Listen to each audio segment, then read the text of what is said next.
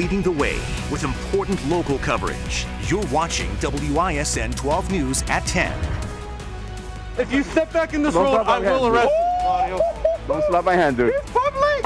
Oh, I can't wait. Your hands behind your back. New video tonight from the arrest of a Bucks player, the confrontation with an Uber driver, which ended with Jalen Adams in handcuffs. Breaking news, 15 million doses of COVID vaccine reportedly ruined. What the manufacturing problem means for Wisconsin's vaccine supply. And Wisconsin's mask mandate struck down. How the state Supreme Court's ruling is set to also cut funding for Wisconsinites struggling to afford food. Take your time. I swear, y'all know y'all just got sued for this, right? For what? For locking up a Milwaukee Buck for no reason.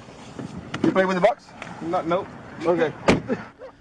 The man being put in the squad car there was a member of the Milwaukee Bucks. He's Jalen Adams. Tonight, 12 News is giving you the first look at his arrest last month. Investigative reporter Derek Rose leads us off live at 10. And Derek, you have the body camera video and the police statements. How did all this start? Yeah, Joyce, according to the body camera video we've just obtained, an Uber driver confirms that Jalen Adams refused to get out of the driver's car. And that video also shows Adams ignoring officers more than a dozen times to get out of the street and onto the sidewalk before they put him in handcuffs. Friday, February 19th, two Milwaukee officers respond to a call from an Uber driver. When they find the car near 12th and Highland, the passenger is still in the back seat. Yes, sir, step out of the vehicle for me. Step out of the vehicle. The hands are up. Step out of the vehicle. Can I put my hands up? Step out of the vehicle. I'm just trying to make sure I don't get shot. That's it. Step out of the vehicle. Just trying to make sure I don't get shot. That's it. Black men got a tendency of dying around y'all. That's it. The driver explains the man's attitude was the reason the driver canceled the ride and claimed the passenger refused to leave. Officer Sean Hummitz gets the passenger's ID, and it's then he learns the man's name is Jalen Adams, but there's no indication the officers are aware of Adams' profession. 2 minutes pass as Hummitz checks the name for warrants, but finds nothing. Does he need any citations? Are you scared? You need anything else you need? I don't have nothing. No, go ahead. Here's your ID. You're free to go, sir. I'm free to go? Yes. Yeah, I already knew that. After the driver pulls away, tensions escalate. Step out of the road. No problem. Step out of the road. Sir, step out of the road. I need you to know. Both of y'all, please stop touching me. Step out of the road. Don't touch me. Don't touch me. Step out of the road. Don't touch me. Please don't touch me. Step out of the road. Why are you touching me? Because I asked you to step out of the road and you can't seem to follow directions. As the officer gives Adams a card with the officer's contact information, There you go. Have a good day, sir. what happens next is not clearly captured by cameras. If you step back in this Don't road, slap my I will hand, arrest you, Claudio. Don't slap my hand, dude. Officer Hector Claudio would later write in a statement, Adams swatted my hand away. I swatted his right hand with my left hand, stating to him in a commanding voice not to touch my hand as I swatted his. Handcuffed and in the squad car, Adams implies his arrest will bring unwanted attention for the officers. Take your time. I swear, y'all know y'all just got sued for this, right? For what?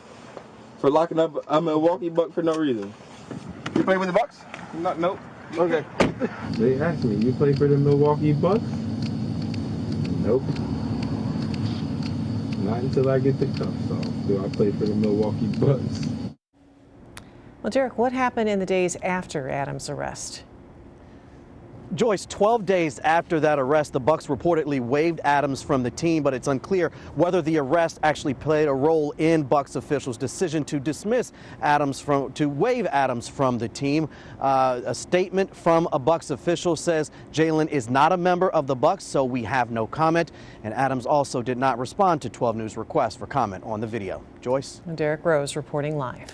We're following breaking news about the U.S. COVID vaccine supply. The New York Times reports a mix-up at a Baltimore plant manufacturing the Johnson & Johnson vaccine ruined about 15 million vaccine doses. According to the report, federal officials attributed the mistake to human error.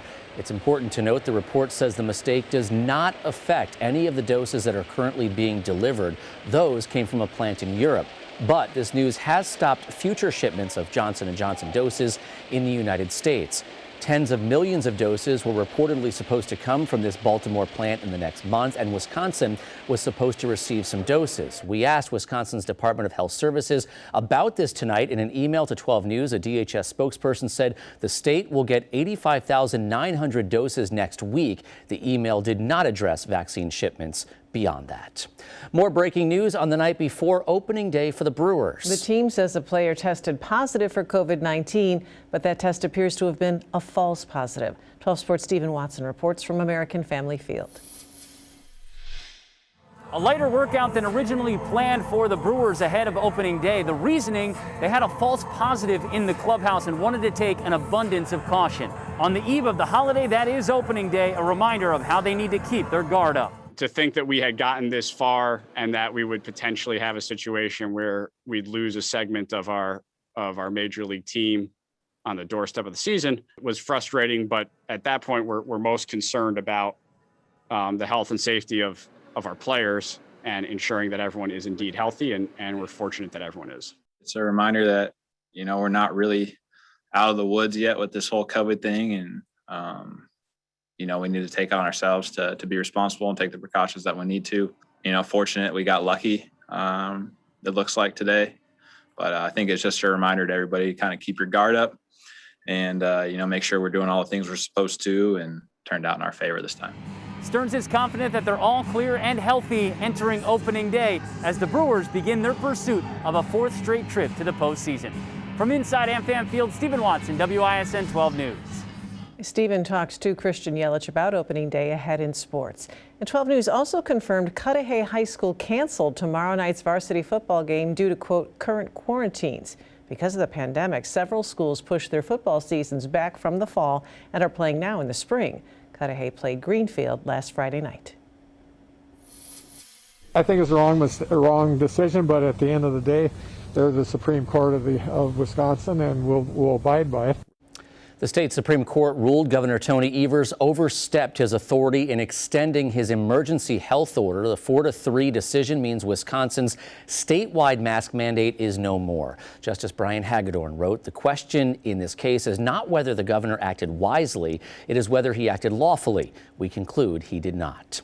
12 News is leading the way with a team of reporters on this story tonight. We'll go to Caroline Reinwald first. And Caroline, this creates a patchwork of mask rules across the state.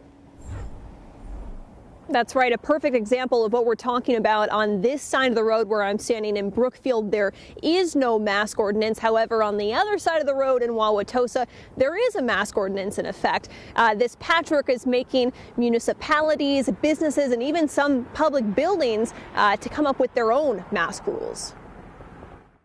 With the statewide mask mandate now struck down, individual private and public buildings are left to figure out mask rules on their own. In Waukesha County, Executive Paul Farrow announced they will not issue a mask order. Businesses we talked to were split on their own mask rules. Every business has their own choices. I know I'm still going to enforce it because I know the public schools are still going to enforce it. I feel pretty confident that we're moving in the right direction.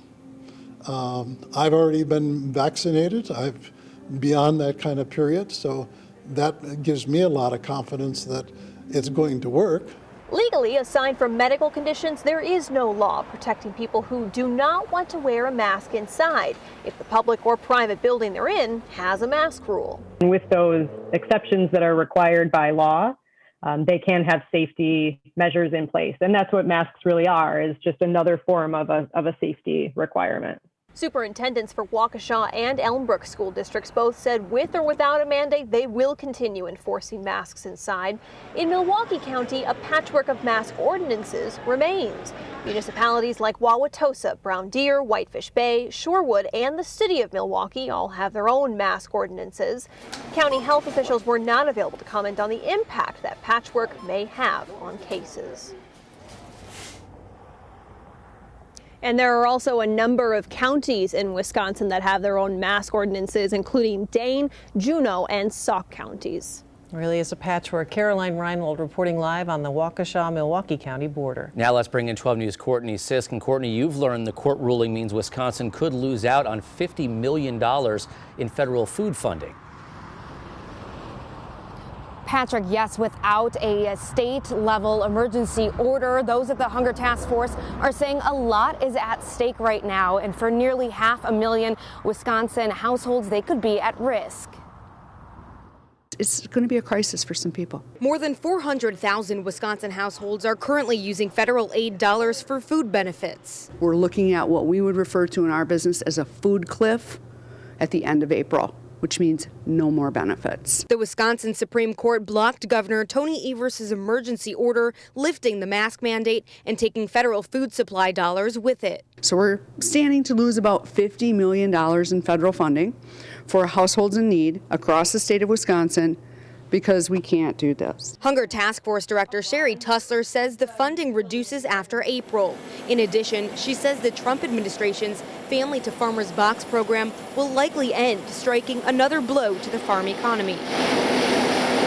I think what we need is an emergency order in place. In response to the loss of federal dollars for food share, Wisconsin Assembly Speaker Robin Voss told 12 News the first bill of the legislative session included a provision that addressed food share funding, but the governor vetoed it. According to Tussler, those currently receiving emergency food share will still receive April payments. What happens after that hangs in the balance. The need remains high. The pandemic is still a thing, if you haven't noticed, and it's really important that people be able to eat every single day. And the Hunger Task Force says that this will not impact the summer food program or the pandemic EBT, which allows those students who are learning remote to still pick up and receive school lunches. That will continue through September. Courtney Sisk reporting live in Milwaukee tonight. Courtney, thank you. Wisconsin's mask mandate ends as the state reports 563 new COVID cases and 10 new deaths. The Wisconsin Center will soon ramp up to 3,000 vaccine shots a day. That's 1,000 more than the current capacity. Tuesday, FEMA will take over the vaccination site and operate it 7 days a week. That allows the Milwaukee Health Department to focus on other community clinics.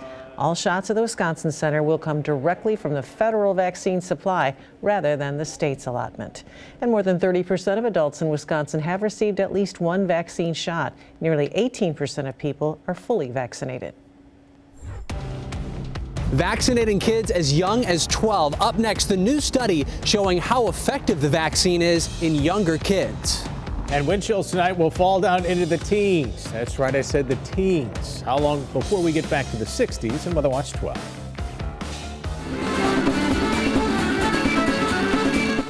Then the announcement tonight from one of Milwaukee's summer ethnic festivals.